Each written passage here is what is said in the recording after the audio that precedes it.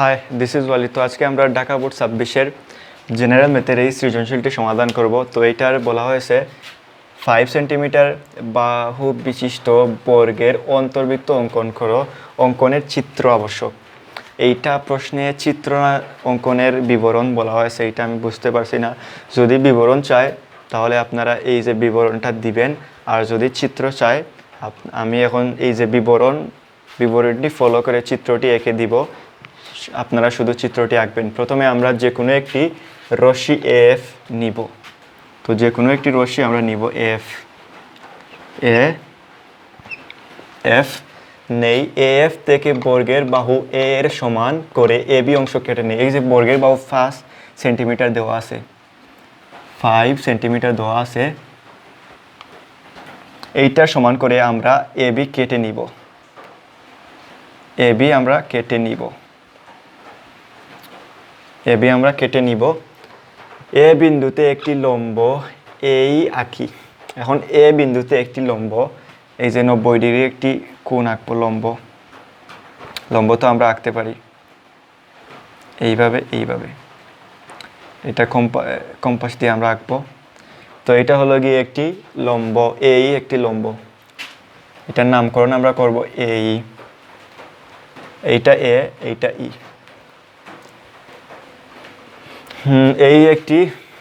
এই রশ্মি থেকে বাহু এ এর সমান করে এডি অংশ কেটে নেই। বাহু এ এর সমান করে আমরা এডি অংশ কেটে নিব। তো আমরা এডি অংশ কেটে নেই, এইটা ডি। এডি অংশ কেটে নেই। এখন বি ও ডি বিন্দুকে কেন্দ্র করে, এখন এই যে বি ও ডি বিন্দুকে কেন্দ্র করে আমরা দুইটা বৃত্তচাপ আঁকবো।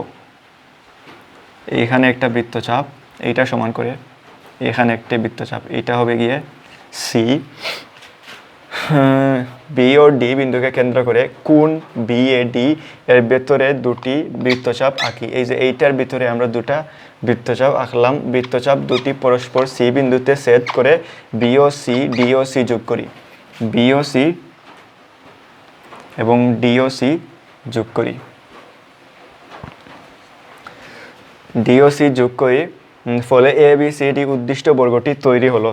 ফলে একটা এ বি সি ডি একটা উদ্দিষ্ট বর্গ তৈরি হলো। এখন আমরা লিখব যে বর্গের এসি এবং বিডি কর্ণ দুটি অঙ্কন করি। এখন আমরা কর্ণ দুইটা আঁকবো। এ একটা কর্ণ, তারপর এই একটি কর্ণ অঙ্কন করি। কর্ণ দুটি পরস্পর ও বিন্দুতে ছেদ করে, এই যে ও বিন্দুতে ছেদ করে। তারপর এই ও বিন্দু থেকে নিচে এ বি এর উপর ওকে সমান ব্যাসার্ধ নিয়ে একটি বৃত্তচাপ অঙ্কন করি। এই যে ওকে এর সমান ব্যাসার্ধ তো আমরা বুঝি, এইটা ব্যাসার্ধ আর এইটা সম্পূর্ণ ব্যাসার্ধ, এইটার সমান করে আমরা একটা বৃত্তচাপ, এই যে কম্পাস এই জায়গায় বসাইয়া আমরা এইভাবে একটি বৃত্ত অঙ্কন করব। তো আমি তো হাত দিয়ে অঙ্কন করে ফেলি, আপনারা তো কম্পাস দিয়ে আঁকবেন এইভাবে। যে বৃত্তটি যে বর্গের 4টি বাহুকে স্পর্শ করে যাবে, এটাই আমাদের যে উদ্দিষ্ট বৃত্ত। বর্গের অন্তর্বৃত্ত অঙ্কন করো। 5 সেন্টিমিটার বাহু বিশিষ্ট বর্গের অন্তর্বৃত্ত, এইটা আমাদের অন্তর্বৃত্ত। তো যদি এইটার বিবরণ চায় তাহলে আমরা বিবরণটা দিব, আর যদি বিবরণ চায় না শুধু চিত্রটি আঁকলেই হবে। এখন আমরা এর পরবর্তী প্রশ্নটি সমাধান করব।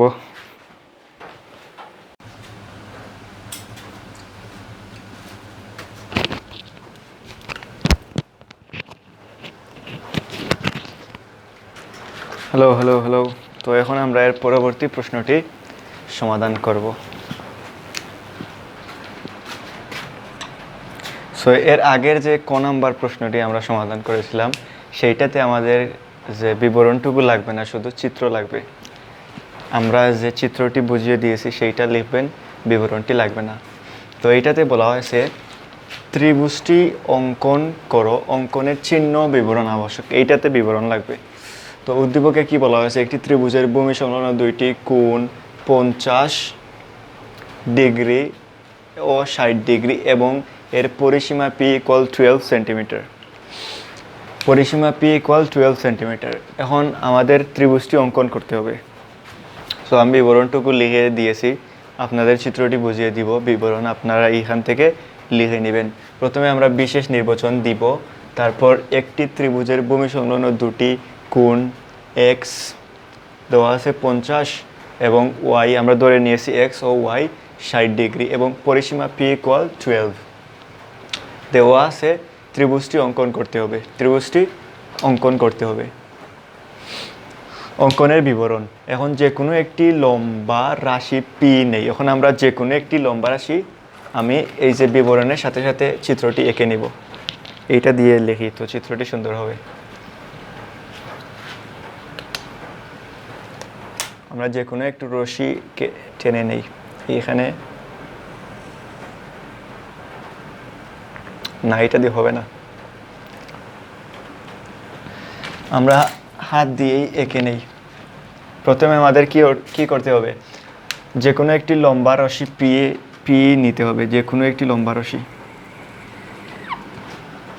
তো যে কোনো একটি লম্বা পি ই আমরা নিলাম। এই পি এফ রশিকে, এটা পি না পি, এটা পি দেই। এই পি রশ্মি থেকে কম্পাসের সাহায্যে পি এর সমান করে এখানে P equal to 12। P equal, এই যে আমরা একটা রশ্মি আগে থেকে টেনে নিব 12 সেন্টিমিটার। স্কেল দিয়ে আমরা 12 সেন্টিমিটার একটি রশ্মি আগে থেকে এইখানে এই পাশে লিখে নিব। তারপর এইটা সমান করে আমরা যে কম্পাস আছে, এই যে কম্পাসটা এইখানে বসিয়ে এইটার সমান করে আমরা এখানে একটি দাগ দিব। এই যে একটি রেখা আমরা কেটে নিব। তো পি নেই, এইটার নাম হলো গিয়ে পি কিউ অংশ কেটে নেই, এটা কিউ অংশ, কিউ। তো আমরা পি কিউ অংশ কেটে নিলাম। এখন পি বিন্দুতে এক্স এর সমান করে এম পি কিউ, এখন এই যে পি বিন্দুতে এক্স এর সমান করে আমরা একটা কোণ আঁকবো। এইটা আমরা ছাদা দিয়ে এঁকে নিব। তো ছাদা দিয়ে আমরা এখানে 50 ডিগ্রি একটা কোণ আঁকবো। এখানে 50 ডিগ্রি একটা কোণ এঁকে এইভাবে আমরা টান দিব। ছাদা দিয়ে আমরা এইভাবে বসাবো। ছাদা কোথায় গেল?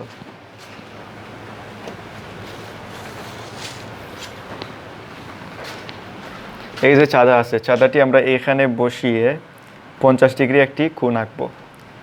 তো 50 ডিগ্রি কোণ, তো এইটা এইভাবে হবে, এইদিকে এইখানে হবে।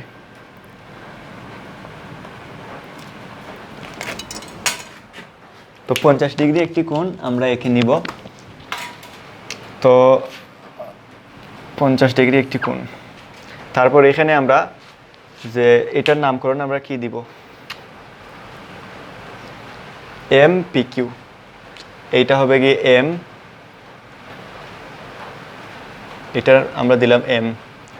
তারপর আমরা কি দিতে পারি, এম পি কিউ এবং কিউ বিন্দুতে, এই বিন্দুতে আমরা ওয়াই এর সমান করি, অর্থাৎ 60 ডিগ্রি একটি কোণ আঁকবো। এটা এইদিকে হবে।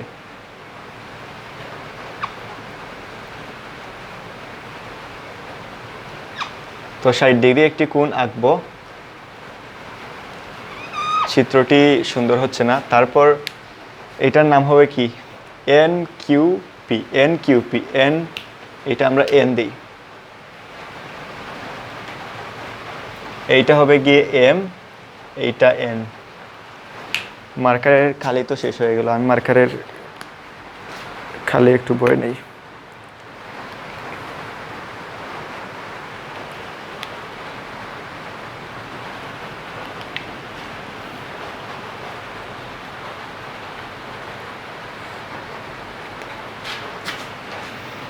তো এইটা এম, এইটা এন। তো M P Q N Q P কোণ অঙ্কন করি। এইটা হবে গিয়ে এটা কি, এম পি কিউ, এম কোথায় গেল, এম পি কিউ। এইটা হবে গিয়ে N P Q, N Q P, এটা এন কিউ পি কোণ অঙ্কন করি। তো আমরা দুইটা কোণ আঁকলাম। এখন কোণ দুটি দ্বিখণ্ডক রেখা আঁকি, কোণগুলোকে সমান 2 ভাগে ভাগ করি। এই যে কোণগুলোকে আমরা সমান 2 ভাগে ভাগ করব, যে কম্পাস নিয়ে এইভাবে একটি দাগ দিব। এইখানে একটি দাগ দিব। প্রথমেই আমরা এটা অ্যাপ্রোপ্রিয়েট হবে যদি আমরা এইভাবে আঁকি। তো প্রথমে আমরা কি করব,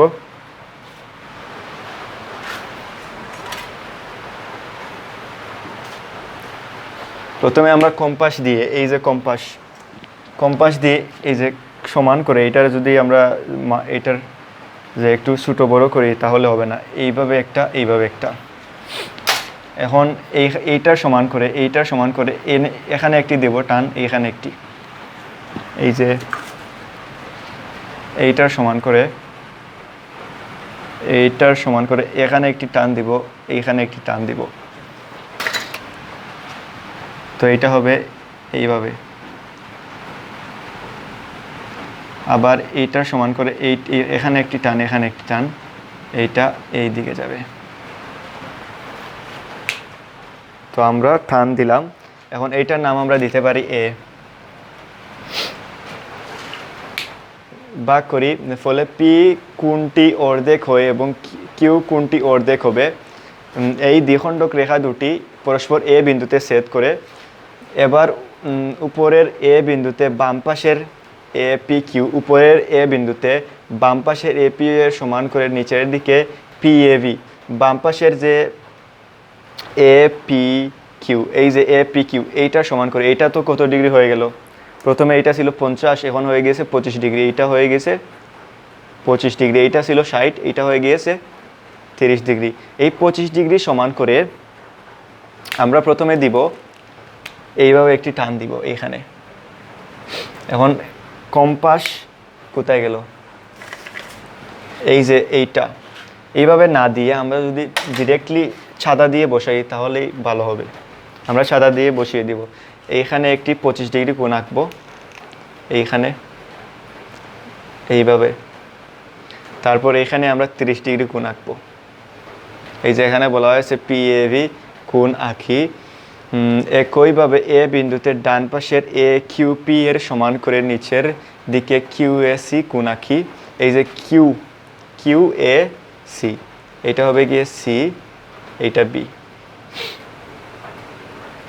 তো P A B Q A C কোণ আঁকি। এ বি এবং এ সি দুটি নিচের মূলবিন্দু পি কিউ রেখাকে, এই যে পি কিউ রেখাকে যথাক্রমে বি ও সি বিন্দুতে ছেদ করে। তাহলে এ বি হলো উদ্দিষ্ট ত্রিভুজ। তো এই বিবরণটা আপনারা দিবেন, আর আমি যেইভাবে বলেছি আপনারা চিত্রটি এঁকে নেবেন। তো এটাই আমাদের খ নম্বর প্রশ্নের সমাধান। এখন আমরা এর পরবর্তী প্রশ্নটি সমাধান করব। লেখাগুলা স্পষ্ট দেখা যাচ্ছে? ওকে, হ্যালো। তো এখন আমরা এর পরবর্তী প্রশ্নটি সমাধান করব। গ নম্বর, এটাতে বলা হয়েছে P/3 এর সমান ব্যাসার্ধ বিশিষ্ট বৃত্তের দুইটি স্পর্শক আঁকো যেন তাদের অন্তর্ভুক্ত কোণ 30 ডিগ্রি হয়, অঙ্কনের চিহ্ন ও বিবরণ আবশ্যক। তো P/3 বলতে আমরা কি বুঝি? এখানে P এর মান দেওয়া আছে 12, P বা 12/3 ইকুয়াল 4। তো 4 ব্যাসার্ধ বিশিষ্ট একটি বৃত্ত অঙ্কন করতে হবে। বৃত্তের দুইটি স্পর্শক আঁকো যেন তাদের অন্তর্ভুক্ত কোণ হয় 30 ডিগ্রি। তো আমি এখানে যদি এই যে এইটা হলো গিয়ে আমাদের একটি ব্যাসার্ধ নিলাম 4 সেন্টিমিটার। তো আমরা কম্পাসকে 4 সেন্টিমিটারের মাপ নিয়ে আমরা একটি বৃত্ত আঁকবো এইভাবে। তো বৃত্তের এই যে এইখানে আমাদের এটা তো হলো না, এইখানে আমাদের একটি স্পর্শক আঁকতে হবে এবং যার অন্তর্ভুক্ত এই যে এই কোণটা 30 ডিগ্রি হয়। তো এই যে এই কোণটা যদি 30 ডিগ্রি হয় তাহলে এই কোণটা হবে গিয়ে 180 মাইনাস 30, এটা হবে গিয়ে 150। তো আমরা যদি এইখানে 150 ডিগ্রি কোণ আঁকতে পারি, এইখানে আমাদের অটোমেটিক আমাদের 30 ডিগ্রি কোণ হয়ে যাবে। তো আমরা চেষ্টা করব যে এইখানে 150 ডিগ্রি কোণ আঁকার। তো দীপক অনুসারে বৃত্তের ব্যাসার্ধ R equal p/3 equal 12/3 equal 4 centimetre. স্পর্শক দুটির অন্তর্ভুক্ত কোণ 30 ডিগ্রি। স্পর্শক দুটির মধ্যবর্তী কোণ 30 ডিগ্রি হলে কেন্দ্রে উৎপন্ন কোণ হবে, এই যে কেন্দ্রে উৎপন্ন কোণ হবে 180 degree minus 30 degree equal 150 degree. অঙ্কনের বিবরণ: যে কোনো বিন্দু ও কে কেন্দ্র করে 4 সেন্টিমিটার ব্যাসার্ধ নিয়ে একটি বৃত্ত অঙ্কন করি। তো আমরা যে কোনো একটি বিন্দু ও কে কেন্দ্র করে আমরা একটি বৃত্তচাপ অঙ্কন করি।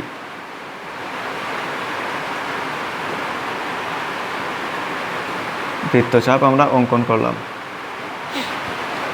আপনারা কি দেখতে পাচ্ছেন?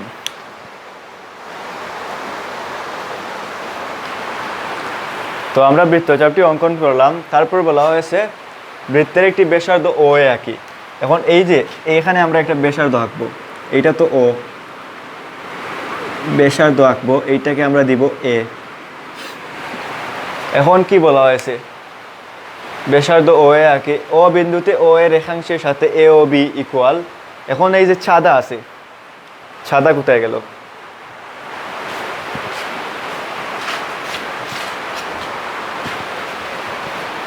এই ছাদাকে আমরা যদি এইখানে রাখি, এই যে এই পাশে 150 ডিগ্রি কোণ আছে, আমরা এই যে 150 ডিগ্রি কোণ এইখান থেকে অঙ্কন করব। আশা করি আপনারা বুঝতে পেরেছেন। এটা হবে গিয়ে 150 ডিগ্রি কোণ, আমরা ছাদা দিয়ে আঁকবো। এখন আমাদের কাজ হলো গিয়ে, এখন এ ও বি বিন্দুতে যথাক্রমে ও বি এর উপর দুটি লম্ব এপি এবং বিপি অঙ্কন করি। এখন আমাদের দুটি লম্ব অঙ্কন করতে হবে। এইখানে আমাদের যে 90 ডিগ্রি কোণ তো আপনারা আঁকতে পারেন, প্রথমে এইভাবে, তারপর এখানে, এখানে না, তারপর এইখানে, এখানে। তো এটা হলো গিয়ে আমাদের 90 ডিগ্রি কোণ। 90 ডিগ্রি কোণ আশা করি আপনারা আঁকতে পারবেন। তো এইখানে আমরা আরেকটি 90 ডিগ্রি কোণ অঙ্কন করব। প্রথমে এইখানে দাগ। তো এইটা আমরা দিব, এটা তো বি বিন্দু, এইটা আমাদের কি হলো এপি এবং বিপি, এপি এবং বিপি অঙ্কন করি। লম্ব দুটি পরস্পর পি বিন্দুতে, এই যে পি বিন্দুতে ছেদ করে, এইটা তো পি বিন্দু। তাহলে A P A O PB উদ্দিষ্ট দুটি স্পর্শক যাদের অন্তর্ভুক্ত কোণ 30 ডিগ্রি। এইটা তো আমরা এঁকেছি কত ডিগ্রি? এইটা আমরা এঁকেছি 150। সো 180 ডিগ্রি, এইটা যদি 50 হয়, এইটা হবে গিয়ে 30 ডিগ্রি। সো এইটাই আমাদের আনসার। সো এটাই ছিল আজকের সৃজনশীল প্রশ্নটির সমাধান। তো দেখা হবে আপনাদের সাথে পরবর্তী ক্লাসে।